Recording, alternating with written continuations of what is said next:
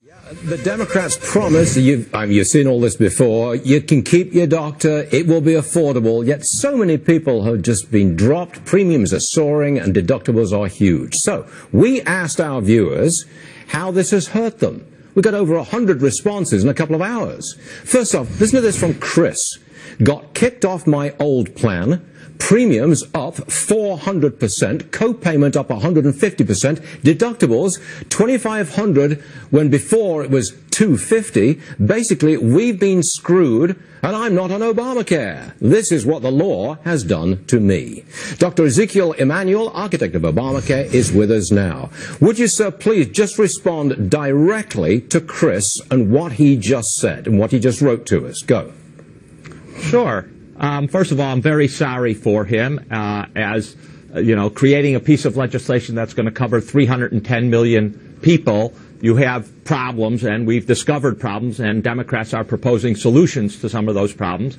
But we also should not have amnesia. The situation before the Affordable Care Act had 50 million people uninsured. Is that would you let no? Would you let me look? I'm running this. Would you let me finish? Apology? Is it would you treat me like a guest Chris? Instead of your punching opponent, is so I can be here and respond? To Chris, is it? I mean, you apologizing? asked me to respond, and I'm responding. Okay, now we I've need got to compare before and one. after. Put it up on prompt. And I am really sorry for Chris. Right. But Here's another we also need to remember 50 million people were uninsured. Okay. Many people could not get insurance because of pre-existing conditions. Okay. And we have also reduced the healthcare inflation rate. That was hilarious. So, first of all, let the guy speak, man. Let the guy, like, Stuart Varney is such a pompous douchebag. He brings people on the show just to grandstand and berate them, and he really went to the school of O'Reilly on how to host a show. So let the guy talk. Do you want to have a conversation? Do you want to try to get to answers, or are you going to be a dick? Well, we have the answer. He's going to be a dick. See, that's the thing. He's not interested in the response. He's not interested in an answer. Even if the guy were to go on to give some concessions, he wouldn't be interested in it because what he wants to hear is, you're so right about everything, I'm so wrong about everything, so please let me lay down in the fucking chalk outline on the ground you made for me, and that's the end of the conversation. But you're just being a silly person. You're not interested in an exchange of ideas if you act like that. Now, that's point number one. Point number two is, okay, he used to make the argument that Obamacare is a disaster. You notice what he did there?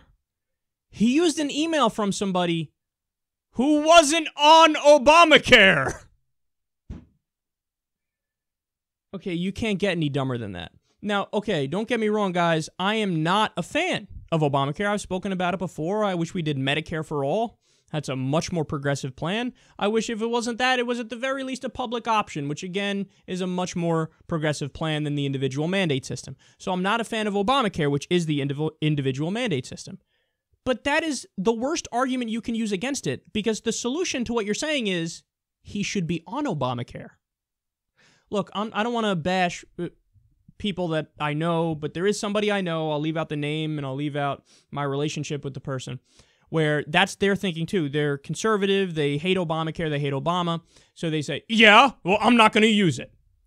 Okay, if you look up that person's current income situation, you look up their age situation, you go through the checklist of all the different things that apply to them, and then you go on the exchanges and use the exchanges to try to get health care, they'll save money if they go to Obamacare. So they qualify for it, and they refuse to take it because they hate Obama and they hate Obamacare.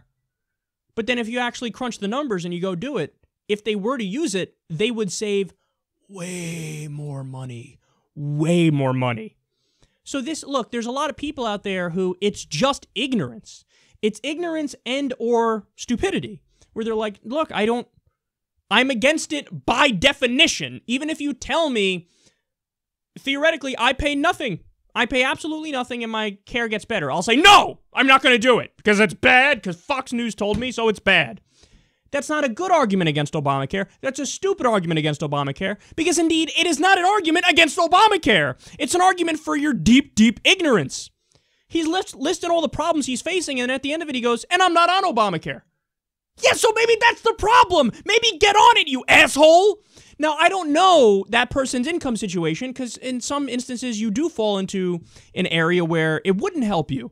So, for example, there's a gap between where the exchanges can pick you up and the Medicaid expansion ends. So that's a problem. There's a gap there. There needs to not be a gap there where you make too much to be on Medicaid. Excuse me, I think I said Medicare before. You make too much to be on Medicaid, but too little to qualify for the exchanges in any serious way.